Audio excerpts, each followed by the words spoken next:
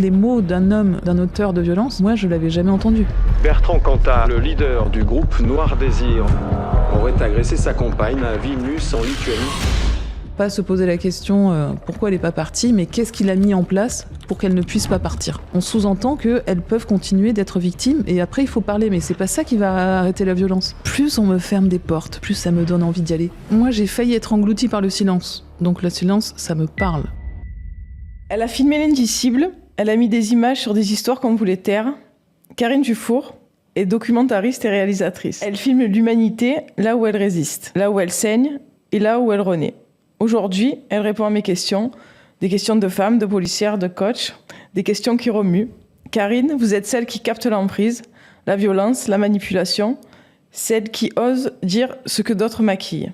Mais aujourd'hui, j'aimerais vous inviter dans un espace plus nu, un espace où on ne parle pas que de vos œuvres, de tes œuvres du coup, mais de ce que ça te coûte, de ce que ça te fait et ce que ça te laisse. Bienvenue dans la voie de la résilience.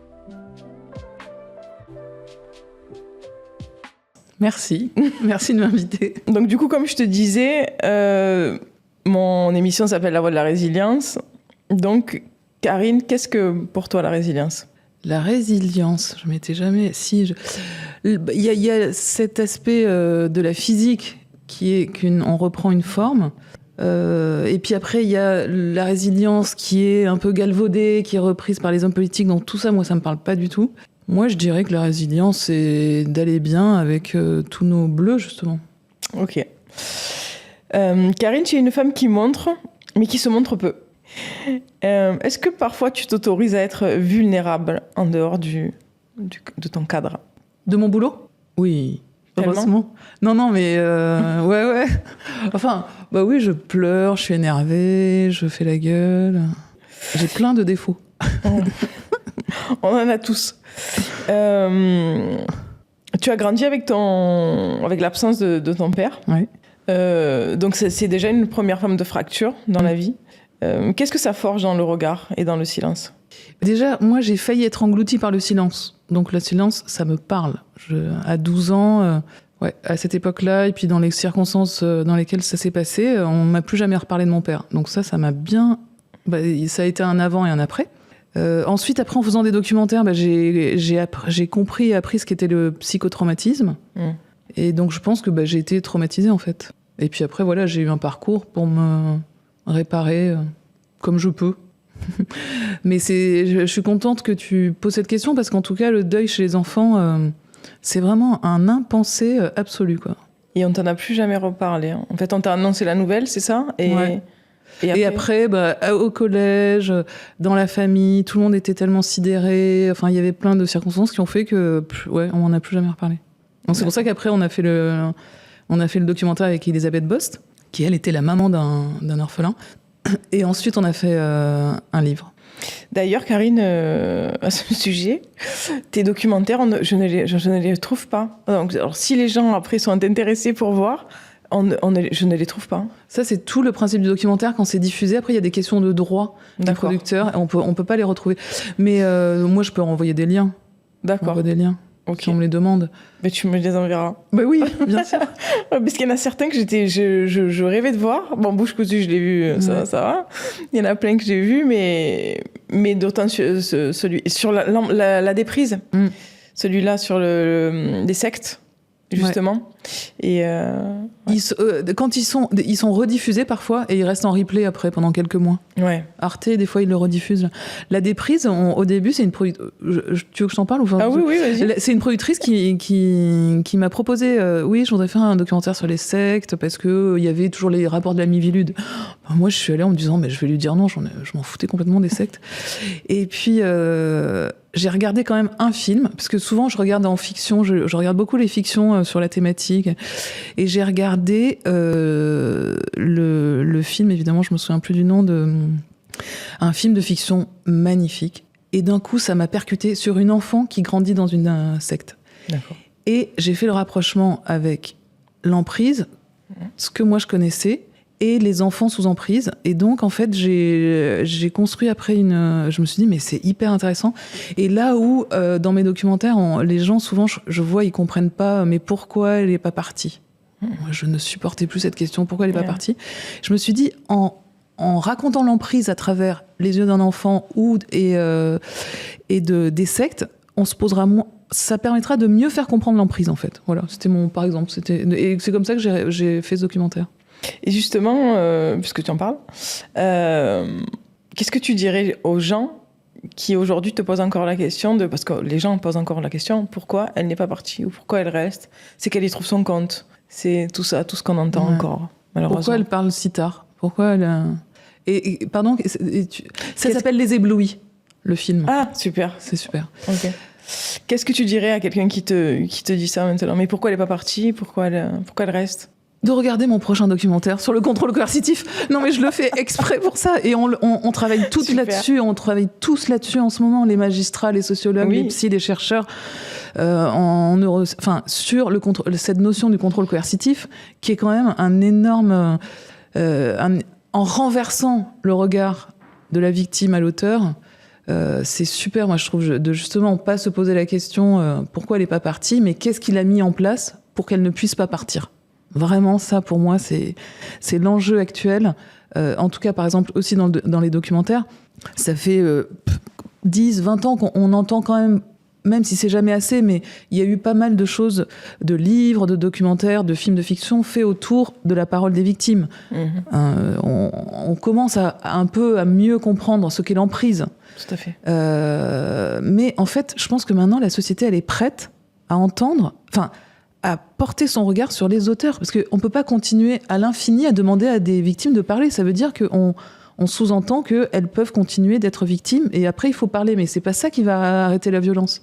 Moi, je crois beaucoup dans ça, de creuser maintenant les auteurs, pourquoi, ça veut pas forcément dire leur dérouler le tapis, parce que j'ai bien compris justement en étant dans les audiences que c'est toujours les mêmes discours stéréotypés, mais quand même de porter la focale et de porter le regard sur les auteurs, comment les soigner, on ne sait pas, comment s'emparer de cette masse un peu noire des auteurs de violence pour faire baisser le niveau de la violence.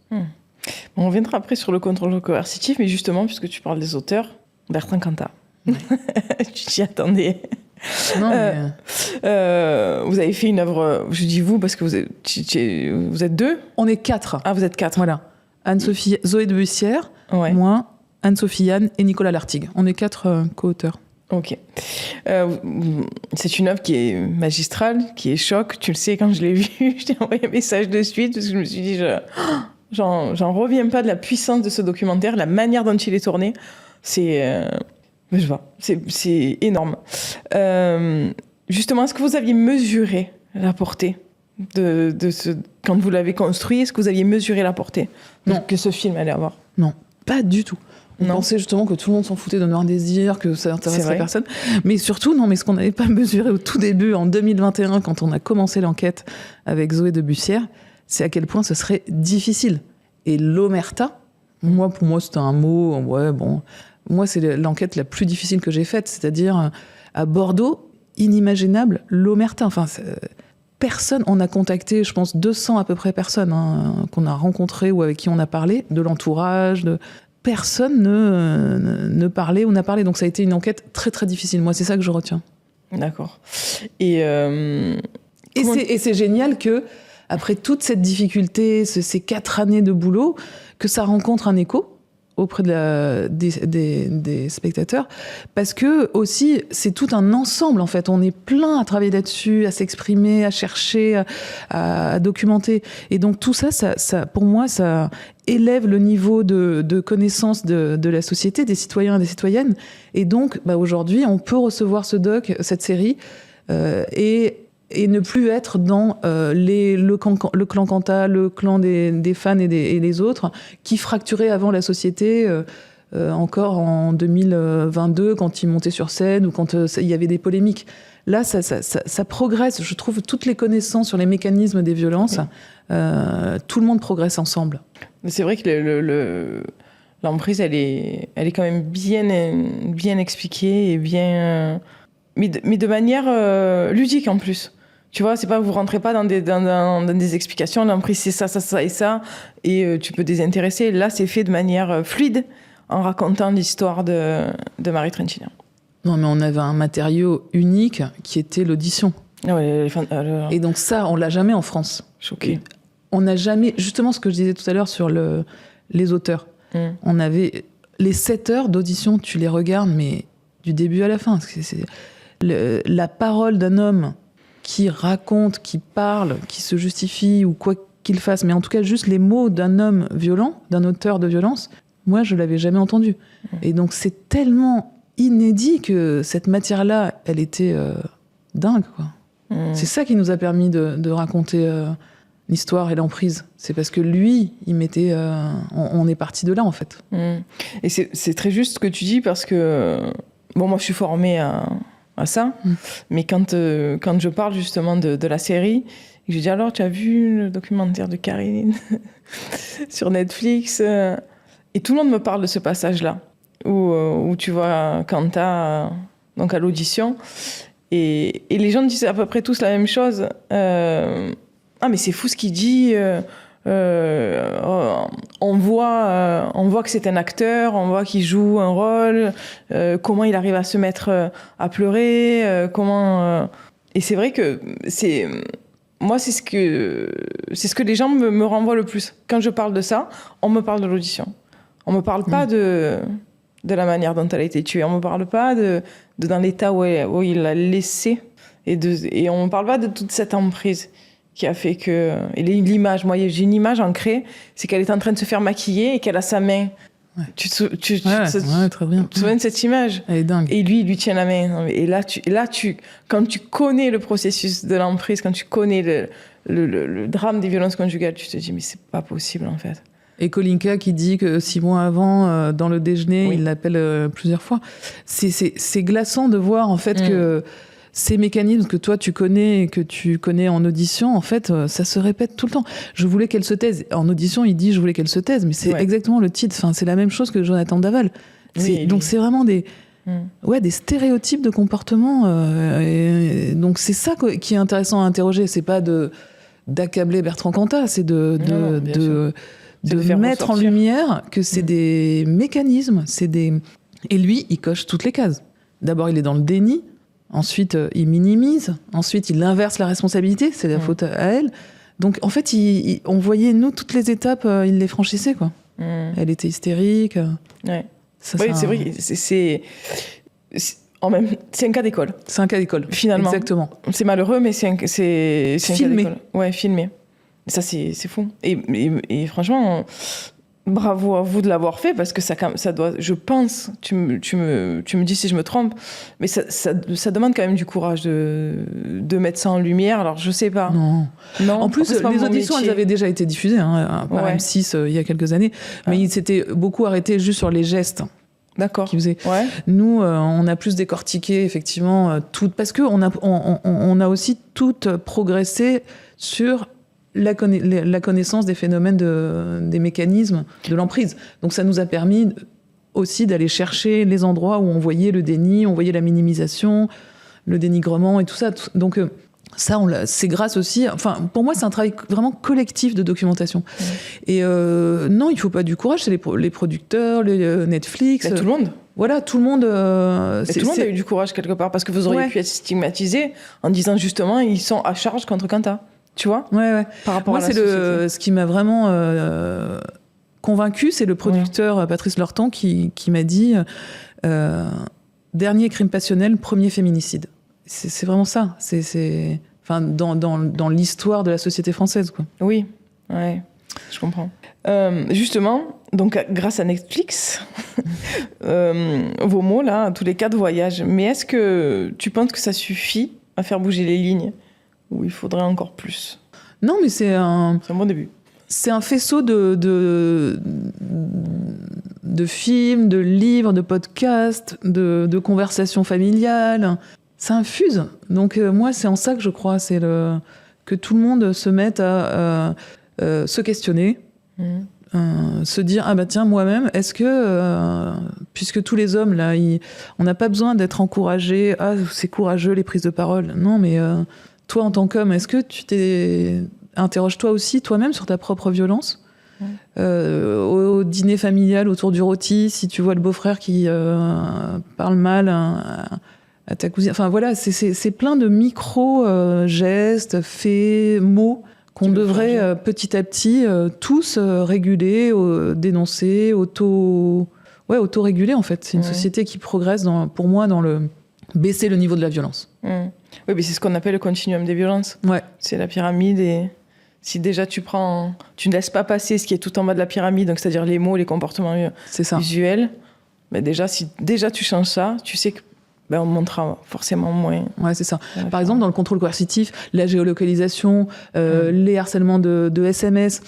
Tu as une copine qui te raconte ça au début, tu vas pas aller porter plainte. Mais en fait, c'est quand même des red flags, quoi. C'est des alertes. Et donc, si tu verbalises, tu lui dis mais c'est peut-être bizarre ou petit à petit, les questionnements, ils se transmettent, ils se réfléchissent ensemble, et c'est ça qui fait aussi société, cohérence et moi, j'appelle ça la psyché collective. Enfin, c'est comme s'il y avait une prise de conscience collective. Et des fois, moi, je dis, mais je vis ma meilleure vie depuis 2017, MeToo. Parce que moi, j'avais travaillé avant déjà sur ces thématiques. J'avais fait un documentaire sur le viol en 2012.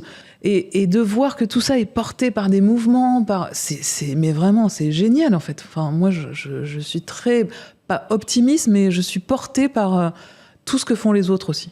Alors, c'est génial que tu sois optimiste, mais je vais venir te piquer un petit peu. C'est le but. Alors, moi aussi, je suis optimiste parce que sinon, je ne serais pas là, on ne serait pas là et je ne ferais pas tout ce que je fais. Mais quand même, moi, je le vois au travers de mes formations que je donne. Et quand je forme je forme aussi sur tout ce qui est violence sexiste et sexuelle au travail. Et 3 dernières années, j'ai des retours qui sont assez violents pendant les formations en me disant oui, mais vous, alors, et de la part de femmes aussi, hein. Pas que les hommes. Pas que les hommes. Faut pas croire que ce soit. Voilà. Mais vous, les féministes, j'adore être mis dans des cases en plus. Vous, les féministes, de toute façon, vous êtes contre les hommes. Et puis, nos fils, ils peuvent plus rien faire. Moi, mon fils, il ose plus draguer. En gros, c'était mieux avant, tu vois, caché derrière tout ça. Et il y a ce MeToo, c'est trop, vous êtes allé trop loin, maintenant vous dénoncez plein de choses qui en fait ne doivent pas être dénoncées. Et je ressens ça vraiment de manière de plus en plus régulière et de plus en plus violente dans les propos. Bon, après moi je suis là pour accueillir la parole et justement former, donc ces gens c'est très bien s'ils sont en formation, mais est-ce que tu as ce retour-là toi aussi, cette sensation Oui, c'est le backlash. Exact. C'est le retour de bâton. Livre, tu l'as lu d'ailleurs ? Très intéressant. Je t'enverrai là. Ouais. Oui. Non, je l'ai pas lu. Non. C'est le backlash, mais... J'ai un trou de mémoire sur le nom de Suzanne Felloudi. Je crois. Ouais. Moi, par mon métier, plus on me ferme des portes, plus on me dit non, et plus ça me donne envie d'y aller. Et de contrer le truc. Donc... Bon, mais c'est facile parce que moi, j'arrive à faire les documentaires que je veux, donc j'ai une position facile. Mais donc, ce backlash, pour moi, c'est aussi un signe que on tape là où ça fait. Enfin, on touche juste dans ce qu'on dénonce. Donc, ça réveille des réactions, mais quand même, dans le mouvement dont je parlais tout à l'heure, même si on recule parfois de 2, en fait, on gagne toujours un petit peu plus quand même. En Occident, hein, enfin... Je parle pas des situations dans d'autres pays, hein, mais on progresse quand même un petit peu. Et justement, ce backlash, il n'existerait pas si on progressait pas et si on gagnait pas en légitimité. Non, mais c'est dingue quand même. On est 52% de l'humanité et on est réduite et on est totalement invisibilisé. Qui peut intellectuellement défendre ce point de vue? Ça n'existe pas. Donc ce backlash, il est fait pour être dépassé, en fait, enfin contré pour moi. Non, je sais pas si ça répond à ta question. Oui, tout à fait. Non, bien sûr, bien sûr.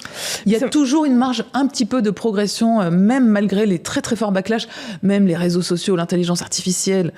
Hier, j'écoutais un chercheur et il disait avec les algorithmes, il faut les contrer. Bah oui. Donc voilà. Enfin. toujours, on peut pas se résigner, c'est pas possible. Non, bah oui. C'est bah pas non, possible. je Non, mais sais, c'est impossible. C'est impossible. C'est pour ça quand on me demande, mais pourquoi tu fais cette reconversion professionnelle? Parce qu'on me dit, reste dans la police. Parce qu'on a besoin de toi dans la police, de gens qui se battent pour... Et je dis, mais parce qu'il faut que j'aille aller plus loin. Il faut que j'aille plus loin, en fait. Parce que les institutions ne me permettent pas d'aider autant que je voudrais, tu vois. Et moi, ce qui m'anime, c'est de continuer à aider à libérer la parole, tu vois, justement, et à aider toutes ces femmes à reprendre leur pouvoir, leur puissance. Et dans des endroits où il y a absolument besoin, dans la police et la gendarmerie, dans l'armée. Moi, je veux pas stigmatiser des milieux. Non, mais c'est vrai, ils font un super boulot. Là, quand j'ai filmé des gendarmes sur... il y a des... Vraiment, il y a des... Des gens super. Ouais, il y a des gens super. Bien sûr. Mais il y a aussi... Oui. Bah oui, une propension de virilisme, de gens armés, enfin, je sais pas, de réflexes de violence. Et donc, c'est dans ces milieux-là aussi qu'il faut absolument travailler encore plus qu'ailleurs, quoi. Et donc, dans le documentaire qu'on fait, il y a des hommes à la barre. Tu parles sur le contrôle coercitif? Ouais, sur le contrôle coercitif, là, c'est des gendarmes, c'est des policiers. Oui, c'est les mêmes qui reçoivent les plaintes. J'ai aucun doute. Pas du tout. Donc, au contraire, moi, je trouve que le fait que tu sois policière, ça encourage que, malgré cette omerta dingue, alors pour le coup, vous soyez courageuses toutes de parler à l'intérieur de ces milieux. Hein. Je vais te raconter une histoire sans tout raconter parce que je peux pas. Mais ça me fait penser à ça, à justement cette omerta. Et il y a quelques années, j'étais en fonction, peu importe où, et il y a un collègue qui a été accusé de violence conjugale. Il l'a quand même séquestré dans sa chambre. Et les collègues sont allés au procès pour le soutenir. Je n'y suis pas allée. Tu te doutes bien, c'est pas possible. Et là, tu te dis où je suis, en fait. Je travaille où? Pourquoi? Bon, alors, c'était un groupe, hein. Enfin, je veux dire, il ne faut pas stigmatiser et mettre tout le monde dans le même sac. Bien sûr qu'il y a des gens qui...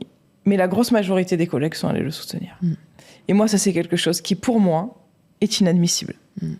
Et tu ne peux pas représenter la loi, déjà, et les valeurs républicaines, l'égalité, fraternité, voilà, on sait, hein, et tolérer. Pourquoi? Parce qu'en fait, il disait quoi? Que oui, en fait, elle est aguicheuse, ou peut-être elle a bien cherché, tout ça, tous ces propos qu'on entend. Et là, je me dis, mais... en fait, il faut pardon, j'en bégaye tellement ça me paraît fou, ne jamais se résigner et toujours aller plus loin et toujours justement dénoncer et je sais pas, essayer de réparer. Toi, grâce à ce que tu fais, tes documentaires, et moi ce que je fais avec mon métier de coach, de tout ce qu'on... Ouais, mais justement, ces collègues dont tu parles, qui y sont allés, je pense que peut-être aujourd'hui... justement parce qu'ils parlent avec leurs copines ou leurs collègues, peut-être qu'il y en aurait eu sur 5, il n'y en aurait eu que 2 qui seraient allés et 3 qui ne seraient pas allés. Enfin, ça progresse. Exact. Et c'est à ça que je te parle ça il y a 15 ans. Hein. Oui, voilà. Et donc, justement, si on n'en parle pas, chacun reste bloqué dans ses anciennes pensées. Et donc, c'est aussi... Je suis sûre que dans ces collègues qui sont allés, il y en a aujourd'hui qui regrettent ou qui n'iraient pas aujourd'hui. Je le souhaite, je l'espère tellement. J'ai du mal, mais je l'espère tellement. Pour moi, il y a eu une grosse bascule au moment de Depardieu, des affaires Depardieu, quand il y a eu une tribune de soutien. Et c'était tellement énorme de soutenir Depardieu, c'était il y a 1 an ou 2, et qu'il y a eu une contre-tribune. Oui, et là, d'un coup, il y a eu, je ne sais plus combien, des milliers de gens qui ont dit non, mais on ne peut pas soutenir Depardieu. Et ça a été un énorme, pour moi... point de bascule, que ça y est, à partir de ce moment-là, les tribunes pour défendre Bedos, Miller et tout ça, finalement, aujourd'hui, tout le monde est beaucoup plus... plus personne soutient les auteurs, les agresseurs, en tout cas publiquement. Ça fait progresser. Ça, maintenant.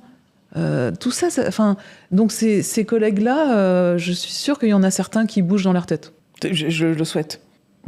Après, c'est vrai ce que tu dis, dans le sens où je m'aperçois qu'il y a des questionnements. Voilà, c'est exactement ça. Alors, il n'y a pas de réelle prise de conscience encore et de changement, mais il y a des questionnements où, on se dit, ah, là, tiens, il a réfléchi. Et ça, c'est vrai qu'il y a des questions que j'entendais pas avant, que maintenant j'entends. Mais moi-même, ça m'arrive. Ouais. Moi, j'ai progressé sur, par exemple, les relations sexuelles quand j'ai fait le documentaire avec Flavie Flamand sur la prescription des violences sexuelles sur mineurs. Moi, je m'étais jamais vraiment interrogée. Une ado de 14 ans qui sort avec un gars de 30 ou 40 ans, je sais pas, je m'étais jamais interrogée dessus.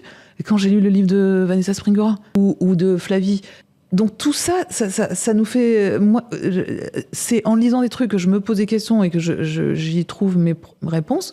Et donc, moi-même, j'ai progressé. Donc, tout le monde progresse, je pense. Tu vois ce que je veux dire dans le côté... le question, c'est que si on se pose pas de questions, ben, en fait, on répète qui donne du mot consent, enfin, toutes ces débilités. Donc, en fait, c'est en les questionnant qu'après, chacun y apporte sa réponse. Des croyances. Ouais, c'est des croyances populaires, c'est le patriarcat. Exactement. Et ouais, c'est vrai, ça me fait penser aussi à tous ces films que tu regardes plus de la même manière. Les films de Woody Allen, catastrophe quand même. Non, je veux dire, on peut pas dire autre chose. Et j'avais pensé à Blier. Moi, de toute façon, je les connaissais pas, les films de Blier. Bernard Blier. Oui, Bernard Blier. Ouais, j'en ai entendu parler, ouais. Mais alors, je te dis, je t'avoue, je les ai pas regardés. C'est pas... Mais ouais, il y a plein de choses comme ça où tu te dis, non, mais... Et puis les chansons.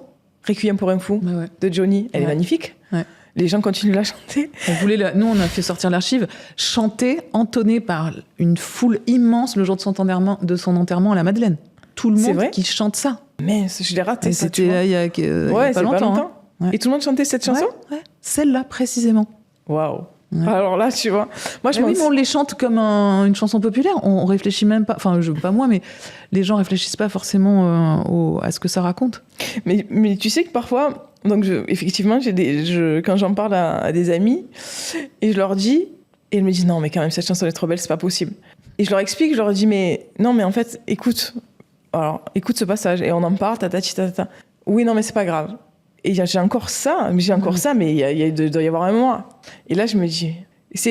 Après, tu peux pas obliger les gens non plus à prendre conscience, tu peux pas obliger les gens à avoir envie de bouger, quoi. Non, mais c'est très lent. Ouais. C'est souterrain, mais ça infuse la société. Par exemple, la série Quanta, avant, ça a permis que plein de gens n'écoutent plus ou assument ou disent « Ah non, maintenant, je ne l'écoute plus », ou voilà. C'est bien, moi, je trouve ça bien. Ouais, c'est bien. Mais moi, je la conseille à tous mes collègues au travail, justement. Super. Ah ouais. Et ouais, parce que je sais que je me dis... Tu vois, ça marche un peu. Il y a le truc Netflix. Donc, ils sont tous sur Netflix. Ouais. Donc, je leur dis, regardez le reportage sur Quentin. Ah oui, il y a... Ok. Je dis, mais vraiment, regardez, vous allez apprendre des choses. Et en général, j'ai plutôt de bons retours. Oui, ou peut-être c'est un an plus tard, en y réfléchissant. Ouais. Enfin, chacun a son rythme, on ne peut pas imposer aux gens. Nous, on a notre vécu, donc pour les femmes, c'est plus simple quand même d'être... Tu sais ce que j'ai... je parle aujourd'hui, c'est à bâton rompu, ce podcast, mais c'est très bien aussi. Et si j'utilisais... Est-ce que j'ai le droit ? Ah ben tiens. Est-ce que j'ai le droit d'utiliser dans mes formations le passage de l'audition ? Tu sais, je me sers je le montre, c'est pas le droit. Je sais pas. C'est en interne, hein ? Je sais pas. Parce que ça serait vraiment intéressant. A priori, ça appartient à Netflix. Hein. Ça appartient à Netflix. Ouais, non, il faut pas que tu... Non, je sais pas du tout. Publiquement, je suis obligée de te dire que tu n'as pas le droit. Non, mais je pensais que à partir du moment où tu payais Netflix, c'est justement l'abonnement, et que si je peux passer le passage 10 fois, tu vois ce que je veux dire ? Je sais pas. Non, mais c'est des questions de producteurs, de diffuseurs. Moi, je suis indépendante, moi, je suis intermittente du spectacle. Ouais. Donc je me défausse pas du tout. Hein, mais... Non. Non, je pense que c'est des questions de droit. Ouais, moi je dirais ça, mais je sais pas. C'est dommage parce que ce serait vraiment intéressant d'utiliser ce passage. Tu vois. Et du coup, tu nous parlais de ton nouveau documentaire. Sur le contrôle coercitif, ouais. Yes, ouais. Du coup, qu'est-ce que tu vas faire ? Je suis en montage, là. C'est pour Arte. Ça va être diffusé à la rentrée. Super. Et c'est un huis clos judiciaire où j'ai cherché à faire entendre la parole des hommes violents, des auteurs de violences qui sont à la barre, face à la parole la parole de la loi. Et je suis allée chercher 2 magistrates absolument géniales, que j'adore, c'est mes héroïnes. Gwenola Jolicose, présidente de la Cour d'appel de Poitiers, et Ombline Mahuzier, présidente du tribunal correctionnel de Colmar. Elles sont ultra formées au concept des violences conjugales, des violences intrafamiliales, donc c'est ça que je suis allée chercher. Je suis pas allée mettre ma caméra dans un un pôle spécialisé de violences intrafamiliales, comme il y en a aujourd'hui partout en France, obligé par la loi. Et ces 2 femmes, vu qu'elles sont formées au contrôle coercitif, elles peuvent aller le chercher, le nommer, le discuter, le travailler avec les hommes en audience. Et c'est vraiment... Et justement, parce que je pense qu'encore aujourd'hui, pour ceux qui nous regardent, le contrôle coercitif, c'est flou. Est-ce que tu peux un peu l'expliquer ? Qu'est-ce qu'il y a dans le contrôle coercitif ? Tout ce qu'il y a dans le contrôle. C'est l'ensemble des micro-agressions mises bout à bout que met en place un homme, majoritairement un homme, parce que c'est 90 ou une personne, pour mettre sous sa coupe sa compagne ou sa conjointe. Et donc, c'est de la géolocalisation, de la surveillance, du harcèlement, du dénigrement, des insultes, des menaces, chantage au suicide. Voilà. Donc, c'est énormément de violences psychologiques qui sont minimisées ou qui passent sous les radars de tout le monde, mais qui, accumulées, une semaine, un mois, 20 ans, une vie, en fait, détruisent totalement. C'est des morts psychiques, en fait, que décrivent les victimes. C'est horrible. Et donc, c'est ça, le contrôle coercitif. C'est le contraire de l'emprise. C'est ce que met en place un auteur de violence pour mettre sous sa coupe quelqu'un et que cette femme ne puisse pas partir. Et ça me fait penser, le contrôle coercitif peut emmener au suicide forcé. Et au féminicide. Et évidemment au féminicide aussi. Ouais. Et donc tout ça, c'est le féminicide, grâce à plein de journalistes, d'écrivaines, de psy. Ça y est, c'est rentré presque dans le langage courant, le féminicide, depuis 2019. Et donc d'ailleurs, Gwenola Joly-Coz aussi a été la première à utiliser ce mot dans une audience. C'est pas Charlotte Belluet? Ou Charlotte Belluet. Oh non, mais elles sont... Quand on dit première, je veux dire les premières, vous voyez. Oui. Ouais. Et Charlotte Belluet. Donc toutes ces femmes, vraiment, c'est des pionnières dans la justice. Ouais. Oh, elles font un boulot incroyable, mais vraiment. Non, mais c'est fantastique. Et donc le mot féminicide, et donc dans la foulée, en travaillant sur le concept de contrôle coercitif, ça va permettre aussi de progresser dans une plus fine connaissance des violences intrafamiliales. Je pense que ça peut et aussi en même temps le suicide forcé, voilà. Donc tout ça, c'est des notions, des concepts qu'on emmène vers le grand public, vers les citoyens, les citoyennes, pour que tout le monde puisse être alerté.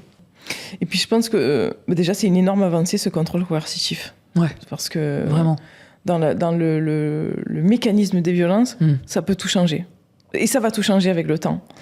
Parce que même, comme tu disais, pour les concitoyens et les concitoyennes, le fait d'être alerté justement par les red flags dont tu parlais tout à l'heure, tiens, elle m'a dit que tiens, moi aussi il regarde mes messages, moi aussi il regarde à mon téléphone.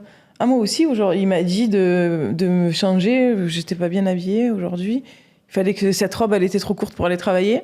Et tu vois, ça, je pense que ça peut allumer des petites étincelles. Exactement. Qui vont faire qu'après, ça va, je souhaite que ça fasse réaliser. Exactement. Ah, mais si, c'est sûr. Prendre voilà. Moi, je le vois de documentaire en documentaire. Une fille une victime de violences sexuelles qui avait vu le documentaire avec Flavie Flament, qui a parlé. Ça l'a donné. Donc ensuite, Sarah Abitbol qui le voit, qui fait un documentaire, une autre qui voit le documentaire de Sarah Abitbol. Enfin, donc c'est des chaînes de moi aussi, de MeToo. Et voilà, et que les hommes aussi prennent part à justement, que ce soit pas que les femmes qui dénoncent, mais que les hommes, ils interrogent eux-mêmes leur propre violence, c'est les prochaines étapes. Alors, il y a un livre que je suis en train de lire, j'ai oublié l'auteur. Il travaille sur... C'est Nos pères, nos frères, nos... Ah oui, Mathieu Palin. Ouais, voilà, Mathieu Palin. Il est fantastique, ce livre. Donc, tout ça, voilà, c'est vraiment... Je le conseille. En plus, porté par un homme. C'est encore... c'est puissant qu'on attend maintenant, aussi là-dessus. Et pas simplement nous dire vous êtes courageuse de parler. Hein. Non, vous, votre propre violence. Ouais. S'il y a autant de violence, c'est bien que toi aussi, à un moment dans ta vie, t'as forcé un baiser, t'as mis une main aux fesses, t'as regardé comme de la viande quelqu'un. Quand même, je pense que... Ou je pense que c'est très... c'est très répandu. Ouais, très répandu.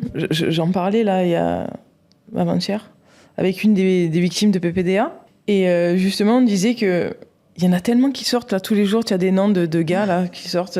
Gaston Bide là qui est accusé ou je sais pas où ça en est, mais il y a son nom qui est sorti. Et tous les jours sur les réseaux, t'as un gars qui sort comme ça du chapeau ou qui a forcé, comme tu dis, un baiser, qui a forcé. Et tu te dis mais c'est pas possible en fait. Mais où on est en fait?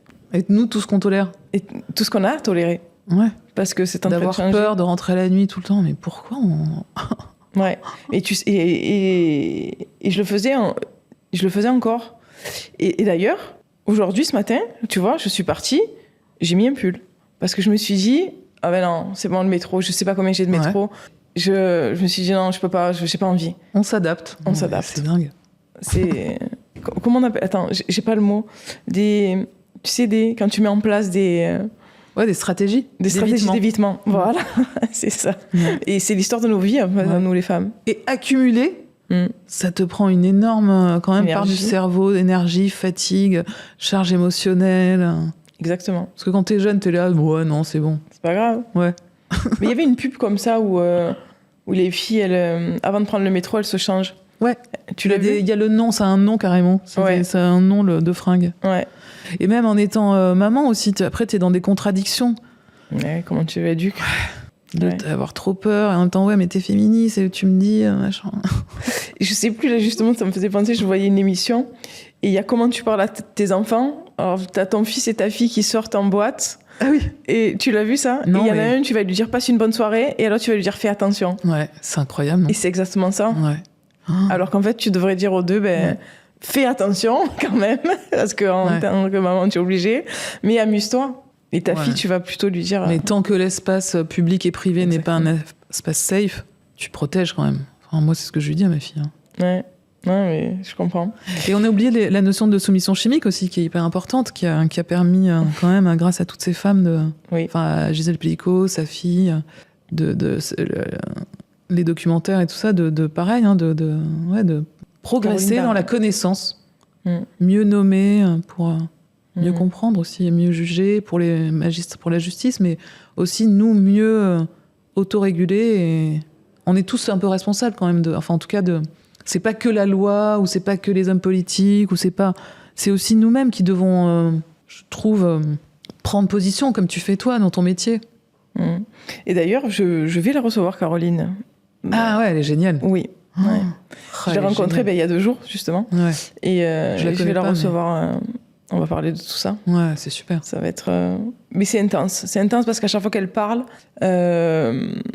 c'est émotionnellement chargé. Elle est vraie. Elle est exceptionnelle dans sa prise de parole. Elle est, je l'admire. Ouais, c'est ça. Ouais. C'est le mot. Vraiment. Et ce qu'elle fait, c'est énorme, quoi. Ouais. Et sa mère aussi, mais ce qu'elles font toutes les deux, quoi, c'est très important. Et Sandrine Josso aussi. Ouais, mais bien sûr. Parce qu'elle aussi, elle a été... C'est elle la première qui a parlé de soumission chimique, il me semble, et qui a dénoncé le député. C'est député ou sénateur ? Sénateur, je crois. Sénateur. Elle est députée, ouais. Joël Guerriot. Ouais, c'est ça. Mon petit chat est mort. Non, parce que nous, là, en montage, on voit... donc, ça fait partie de la défense, c'est jamais leur faute. Et... alors nous, à la barre, c'est ils frappent parce que ou ils contrôlent parce que sa sœur est décédée, parce que sa mère avait le cancer. Et donc, mais c'est mon petit chat est mort. Parce que le sénateur, quand il a été interrogé, il disait mon petit chat est mort pour dire, pour expliquer. Mais ces gens c'est lunaire, quoi. Ouais, mais c'est lunaire, ouais. Ouais, c'est lunaire. Je sers pas du tout de mes questions. Je t'emmène n'importe où. Mais c'est bien. Ouais. Moi aussi, du coup, moi, il m'en faut pas beaucoup. Donc, est-ce que filmer peut guérir ? Et est-ce que parfois, tu as vu une femme se transformer en se racontant face à ta caméra ? Je trouve qu'elles sont bonnes mes questions. Ouais. Guérir, non, mais c'est prétentieux parce que... oui, voilà. Mais moi, je suis convaincue, sinon je le ferais pas, quand je vais rencontrer des personnes, des garçons, des filles, parce que j'ai aussi beaucoup donné la parole à des hommes victimes de violences sexuelles. Je je suis convaincue. Enfin, on fait tout un travail on s'apprivoise, on apprend à se connaître, on réfléchit, t'es sûr de vouloir témoigner. Et quand moi je le fais, je sais que ça va pas les abîmer. Enfin, j'ai cette conviction que quand ils vont parler et que ça va être diffusé, ça va leur faire du bien. Peut-être pas guérir, mais en tout cas, ça leur fera du bien. Et il y a jamais personne après la diffusion qui justement a dit que ça avait été plus compliqué. Ça fait du bien de se libérer, aussi de le faire savoir à leur famille, à leurs collègues, à leurs amis, aux inconnus aussi. Donc, en tout cas, moi, je trouve que je crois beaucoup dans le mantra de ACT UP dans les années SIDA qui disait « silence égale mort ». Ok, ouais. Donc, parler... Si c'est bien fait, si on prend ses précautions, si on fait pas n'importe quoi de ces paroles qui sont très, très précieuses. On parlait de Caroline Darian, je pense que sa parole, elle est très précieuse. C'est vraiment des écrins qu'il faut vraiment prendre soin de leurs paroles.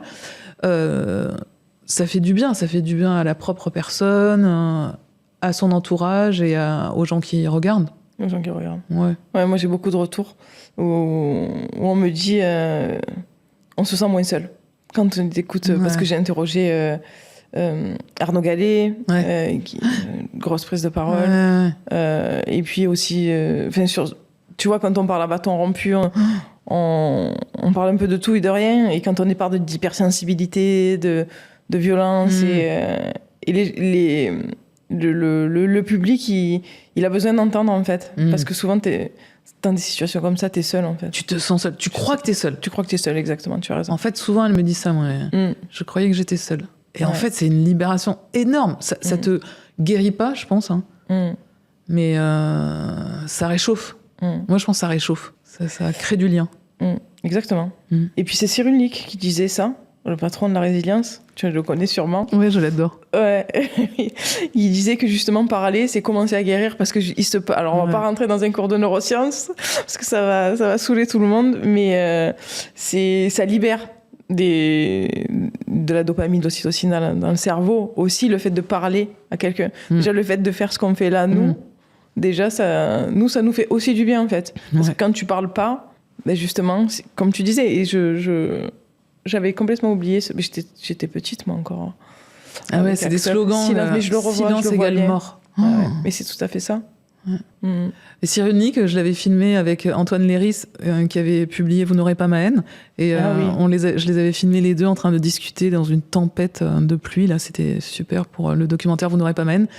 Et ouais, il est super. C'est un grand orphelin. Enfin, c'est un orphelin tout à fait. Qui a beaucoup fait aussi pour ça, pour parler des enfants endeuillés. Et il est... Ouais, enfin, tous ces hommes de différents âges, les femmes, les enfants... C'est un grand mouvement de libération de la parole, de libération aussi de l'écoute, en fait. Hein. Donc, c'est pas justement que allez-y parler. Il y a aussi, justement, il faut aussi progresser de l'autre côté chez les institutions, de savoir vraiment écouter et pas se contenter de se donner bonne conscience en disant juste libération de la parole. Hein. Non, c'est sûr. Après, la formation, je parle de ce que je connais, hein, pour la police, elle est quand même beaucoup plus présente qu'avant. Ouais. Moi, ça fait 30 ans que je suis policière, bientôt. Et en 30 ans, j'ai vu quand même une grosse évolution au niveau de la volonté de la formation. Ouais. Après, c'est toujours pareil. Il y a des manques d'effectifs.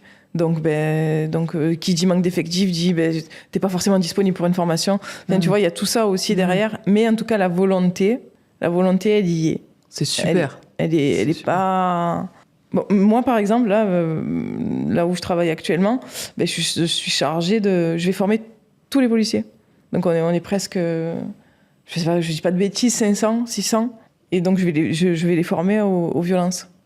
Donc, c'est une volonté de la directrice. Bien. Et ça, bravo. Ah alors, je dis pas ça pour... parce que... Ah non, mais... Mais je dis ça, bravo. Cette volonté, elle est... Ah ouais. Moi, je suis ravie. Ça fait des années que j'attends ça. Et puis tu vas faire des petits après, parce que tu vas donner envie à d'autres hommes ou femmes de faire la formation et tout ça. Tout à fait. Surtout que moi, mon but, c'est pas de rester dans la police. Donc, mais enfin, je vais m'atteler d'abord à cette tâche-là, parce que je pense qu'elle est importante et que du coup, ça fait partie de ma mission. Mais pas que ma mission, tu vois, ma mission intérieure, tu vois, ce pourquoi je vibre. Et donc, je vais la prendre à cœur, mais c'est déjà énorme. Ah, c'est énorme. Parce que J'avais filmé pour les sectes à l'OCRVP à Nanterre, là, une formation. Donc ils sont géniaux. La KEMAD, c'est une cellule spécialisée sur l'emprise sectaire, et ils formaient des policiers venus de partout, de tous les mêmes de Outre-mer et tout ça. Et il y avait une victime et un victime qui parlaient, et je regardais, moi, comme je les filmais, leurs visages quand c'est énorme, parce qu'en plus la formation c'est collectif, donc t'es pas toi avec ton livre et donc ensemble on les voyait s'éveiller à ces notions d'emprise, ils posaient des questions, c'était magnifique. Non mais la formation là, je trouve ça superbe. Je voulais dire un truc. Ouais, pardon, je t'ai coupé. Non, c'est moi, je me suis coupée toute seule. Aujourd'hui, la souffrance fait du clic, malheureusement. Toi, tu continues à filmer sans filtre, mais comment tu fais justement pour jamais tomber dans ce trash, et comment tu places ta limite? Parce que tu vois ce que je veux dire? Tu veux dire quand les gens pleurent et tout ça, ou... Ouais. Moi, je sais que, par exemple, dans mon podcast, quand j'ai des victimes... moi, je veux pas être dans le pathos, et je veux pas faire du buzz. Moi, je suis pas là pour ça, du tout. Donc, si ça doit arriver, je sais que je vais couper au montage, tu vois, parce que c'est... Voilà. Et toi, tu fais comment? Parce que toi, ton documentaire, il est... Est-ce que tu te mets des limites? Est-ce que tu en mets pas? Ou est-ce que tu te dis, si ça doit faire le buzz, tant mieux, parce que ça va, ça va libérer peut-être des choses? Buzz, je sais pas, mais moi, comment dire, je me mets aucune limite, sinon éthique, personnelle. Ouais, c'est ça, c'est l'éthique. On est d'accord. Ouais. Mais par contre, je pense à un garçon là qui avait pleuré pendant le... Moi, ça me dérange. Enfin, j'accueille tout. Bien sûr. Vraiment. Donc, je laisse pleurer, on continue la discussion, et après, c'est au montage, j'évalue. Est-ce que c'est bien, est-ce que c'est pas bien? On laisse un silence ou pas. Voilà. Moi, je me fais confiance à moi-même, en fait. Ouais. Non, mais à mon ressenti, à mon intuition. Après, si des gens qui regardent me demandent de couper, je coupe. Hein, je force jamais rien, évidemment. Non, mais je te rejoins. Mais faut se faire confiance. Si soi-même on a une forme d'éthique, en fait. Hein. Ouais. Et ça me fait penser à ce que tu disais tout à l'heure sur Caroline Darian. Moi, j'ai reçu Laura Rapp. Laura, tu vois qui c'est? Ouais. J'entendais le roi. Non, Laura, c'est mon accent. Ouais. Laura Rapp. Et justement, moi, j'ai tenu à vraiment accueillir sa parole, parce que Laura, son histoire, elle est costaud aussi, elle est forte. Hein. Ouais. Et puis, elle te le raconte avec une présence aussi. Et puis, elle n'a pas peur. Hein. Elle n'a pas peur des mots, elle dit tout, elle y va. Hein. Ouais. Elle se livre. Hein. Mais voilà, tu vois, c'était protéger cette parole, justement. Et te dire ce qu'elle est en train de te livrer là, à toi et à tout le monde, hein, d'ailleurs. C'est pas toi qu'elle livre, c'est à tout le monde. C'est précieux. C'est précieux, et il faut le rendre... le diffuser de la meilleure des manières possibles. Ouais, c'est ça. Mais comme tu l'as dit, c'est précieux, mais j'étais en train de me dire, mais même si ça fait le buzz, c'est pas grave. Enfin, ouais, je sais. C'est mon petit côté que je dois encore travailler. Ce qui est important, c'est d'où ça part, de la façon dont ça part de toi. C'est vrai. Ta façon de poser la question, d'écouter la personne, comment elle reçoit, si elle est en confiance. Et après... Non, enfin. Non, mais je suis tout à fait. Non, mais je suis complètement d'accord avec toi, et du coup, je vais un peu me livrer aussi là-dessus. Je sais pas pourquoi je me livrerais pas moi aussi. Ouais.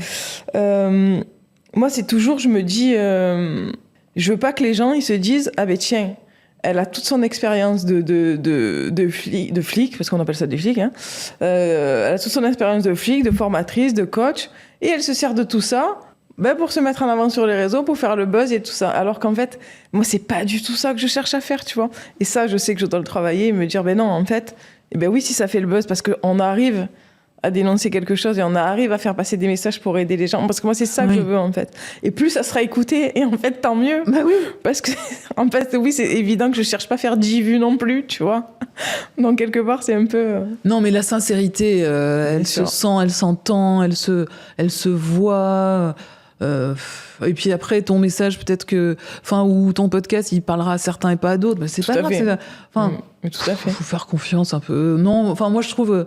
Même aussi pleurer, c'est vrai, au début, moi, ça me stressait quand les gens pleuraient. Enfin, non, je savais pas. Et puis, en fait, non, mais c'est une émotion qu'il faut accueillir, les pleurs. Moi, je suis complètement d'accord. Donc, moi, ça me met pas mal à l'aise quand quelqu'un pleure. Bon, alors, je sens que des fois, s'il y a des chefs, des cadreurs, moi, je suis à l'aise, tranquille. On n'est pas en direct. Ou alors, je fais comme si la personne, puis je continue la discussion. Ça dépend, je m'adapte. Enfin, je pense que si on est bien à l'écoute, on a une écoute sincère et profonde, tout passe, tout est vivable, non ? Je dirais ça, moi. Ah oui, non, je suis complètement d'accord avec toi. Et puis, pleurer, c'est une émotion, et l'émotion qui se libère. Ouais.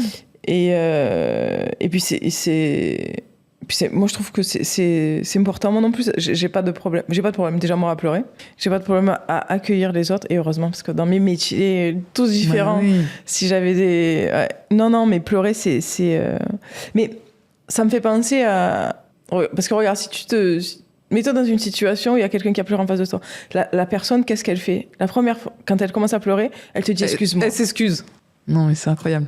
Et oui, parce que ça, c'est dans des schémas de pensée comme quoi pleurer, c'est être faible. Mais oui. Donc, alors que non, oser pleurer devant quelqu'un, c'est montrer ta vulnérabilité. Après, il ne s'agit pas de pleurnicher ou de se répandre, ou d'aller chercher à faire pleurer. Si les pleurs, ils arrivent comme ça, ou au fond, faut être détendu. Non, mais... Pour le livre Grandir avec l'absence, on a débarqué avec Elisabeth chez Clémentine Autain. On l'avait jamais... Toi, elle est députée, elle est une femme politique. On lui a posé, je sais pas, 1 ou 2 questions. Elle se met en larmes. Nous aussi. Enfin, elle pleurait, elle parlait. C'est pas grave. Enfin, on était toutes les 3 quand tu as vécu des trucs. Voilà. On n'était ni gênés, ni... C'était naturel. Et c'était une scène géniale, en fait, de partage. Voilà. De partage. Justement, s'il y avait une femme, un regard ou une parole qui t'a bouleversée à vie, tu penserais à qui ? Qui m'a bouleversée ? À vie ? À vie, oui. Ou pas à vie. Tu penserais... Oh, c'est difficile. Il n'y en a pas ? Non. Bah, peut-être là, comme ça. Enfin, là, comme ça. Parce que la mort de Marie Trintignant. Enfin, la mort de l'accident. Enfin, pas l'accident. Quand ça a été révélé qu'elle était dans le coma, ça a été un tournant pour moi. Enfin, tu la connaissais ? En plus, je n'étais pas forcément... non, mais tu aurais pu. Ouais. Et ça a été un tournant dans quel sens ? Parce que je me suis dit, ça aurait pu être moi. C'est bizarre, hein. Je sais pas, ça m'a éveillée sur les violences. Avant, j'avais une image des violences... je pensais que c'était réservé aux autres, aux classes populaires. Je sais pas, j'avais des vieux schémas pourris dans la tête. Et sa mort, ça a été un tournant. Et je le dis pas parce que j'ai fait la série. Hein. C'est vraiment... Non. Et tu t'es servi de ça derrière pour te dire, je vais encore plus focuser là-dessus. Enfin, dans tes reportages, dans tes reportages, ça a été un long mûrissement en fait après. Ouais. Parce que ça m'a beaucoup marqué, mais personnellement, enfin ou humainement. Après, il y a eu DSK. DSK, et ça m'a fait réfléchir. Et après, j'ai commencé à faire les documentaires. Si une femme regarde ton œuvre dans 10 ans, qu'est-ce que tu voudrais qu'elle comprenne de toi et de ton combat ? Que c'est bien de parler. Non, mais c'est vrai que silence égale mort. C'est vraiment ça. Ouais. Ton message, c'est celui-là. Ah ouais. Parler comme on fait là, parler dans la rue, parler quoi. Et je dis ça, et moi-même dans ma propre famille, des fois c'est compliqué, c'est hyper dur de parler. Bien sûr. C'est pas du tout, je dis pas ça dans le sens injonction, il faut parler. Hein. Non. C'est juste, ça répare de parler quoi. Et à ton avis, pourquoi c'est dur de parler ? Déjà parce qu'on n'a pas tous le même mode de communication. Parce qu'on parle tous des langages... Même si on a la même langue maternelle, on a déjà des manières de communiquer différentes. Et donc se comprendre, c'est différent. Parce que par exemple, moi, je vais dire, je sais pas, un mot qui va avoir un sens. Et pour toi, toi, ça va avoir un autre sens. Ça va avoir un autre sens. Et puis la communication, on est tous tellement différents. C'est un métier d'être communicant. Ah oui, mais les communicants, c'est autre chose. Parce que moi, je trouve... Non, communicant, ça me fait penser à un truc formaté. Ouais, marketing. Ouais, moi, quand j'y parlais, c'est... Mais parler, c'est... Moi, c'est associé à la peur de ne pas être entendu. D'accord. C'est ça que je trouve difficile. C'est que les victimes, aujourd'hui, quand on dit parler, mais elles parlent. Les femmes, elles ont toujours parlé. Les enfants, ils parlent. On les entend pas. C'est juste qu'on les entend pas. Qu'on les croit pas. Ouais. plein de choses. Ouais, ça, c'est vraiment Édouard Durand qui Oui. me l'a appris. Hein, Enfin, Dans Bouche cousue. ouais, en fait, c'est pas parler, c'est écouter, quoi. La Bouche cousue. Parler. Ouais. Tu vois, Ouais, voilà. finalement. C'est toi qui as trouvé le titre?